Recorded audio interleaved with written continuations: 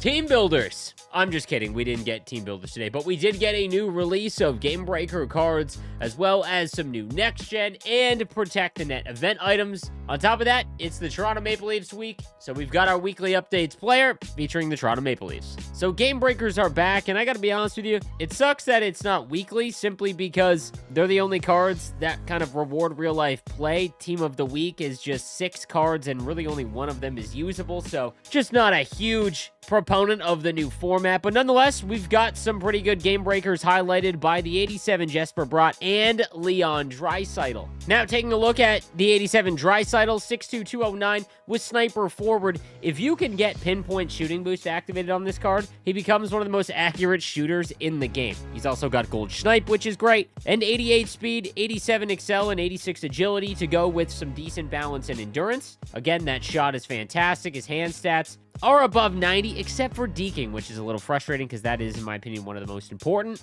And he's got 86 face-off, so definitely usable. If you're a big Oilers fan and you didn't get the Supernatural Leon Draisaitl card, this is definitely a usable and really good Game Breaker card for you. We've also got the 87 Jesper Bratt from the New Jersey Devils. He comes with Playmaking Forward and Deking Boost at 5'10", 175. He's got Gold Elite Edges, which is one of the best, in my opinion.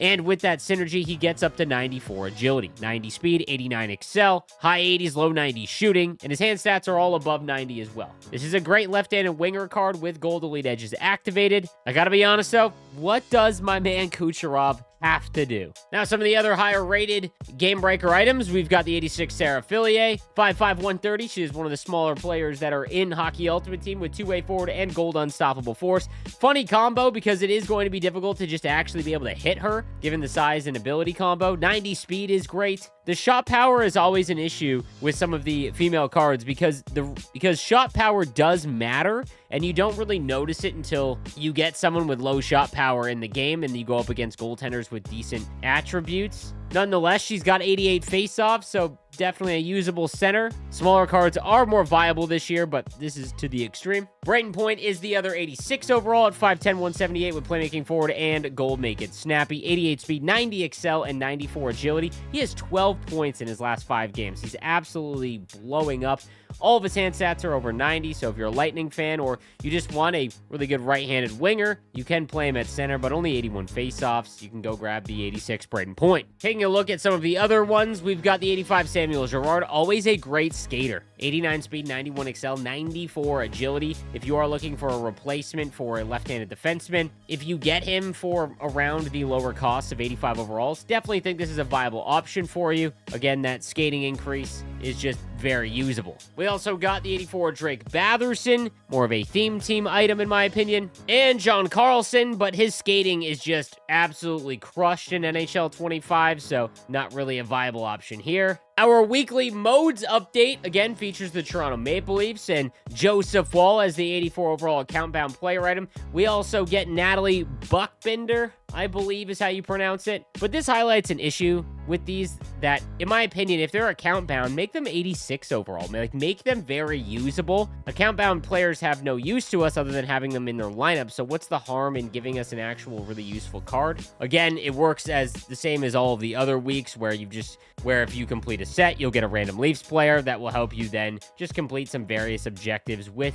said Toronto Maple Leafs, and you will get the 84 overall Joseph Wall. Now, it does look like we might be getting weekly PWHL objectives as well, because again, with buying an item from the auction house, you'll get a PWHL base player item, and then you've just got to complete these objectives with PWHL player items, and that'll get you the 84 Natalie Buckbinder. Now, Joe Wall, I mean, if you're building a Leafs theme team, you obviously are looking for a Joseph Wall. However, speed is only at 82, so he's probably going to be a disappointment to you if you are looking for a online competitive item. Natalie Buckbinder is 5'8", 150. The right-handed defenseman gets two-way defenseman, 92 defensive awareness, but only 82 speed and excel. That is tough to use. We've also got some new event items from the Protect the Net event, highlighted by the 86 Philip Forsberg. Now, Philip Forsberg at 6'1", 205 comes with two-way forward and gold no contest. 87 skating across the board, essentially, as is his shooting. Hand stats are in the high 80s, low 90s. I love Philip Forsberg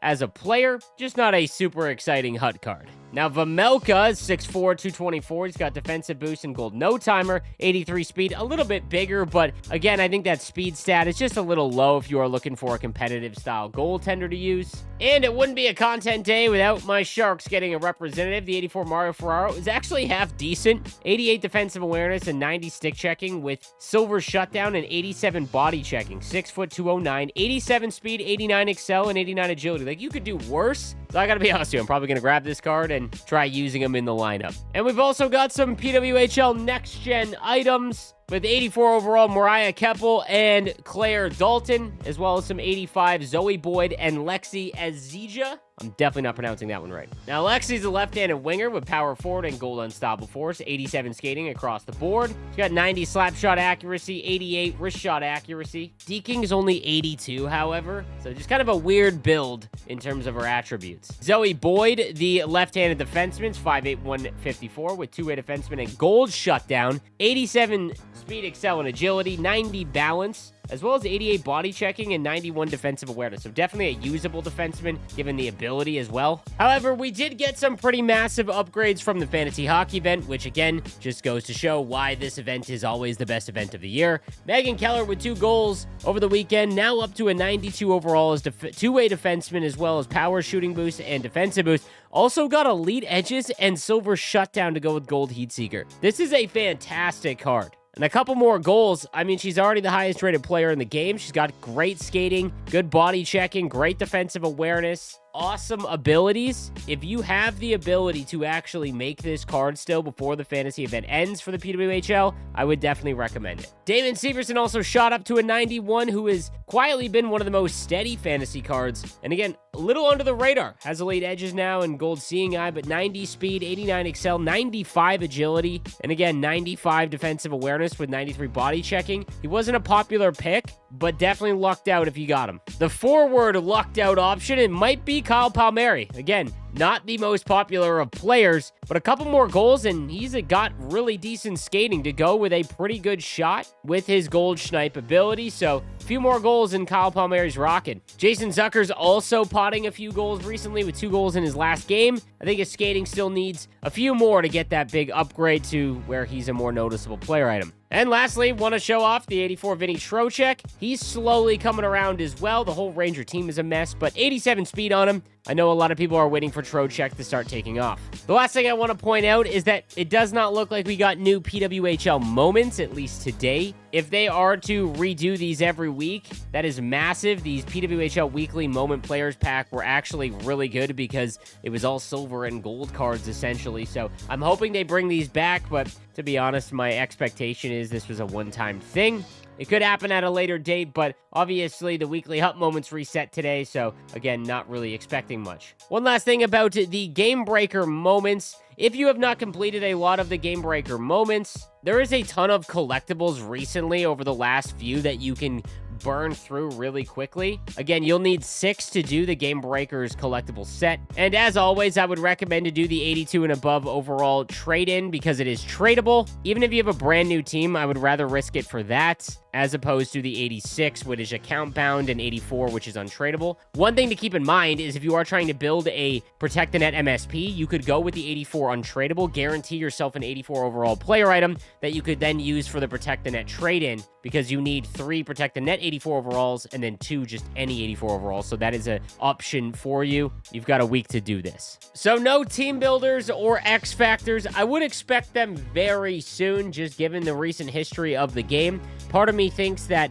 they might wait until just after Christmas so that all the newer players that get the game for Christmas, which does see a major influx of the player base, that they release them then because they are kind of a reset to the content and the chase cards that we go after. We'll have to wait and see. Thank you guys again for watching. I'll see you tomorrow. Have a good one.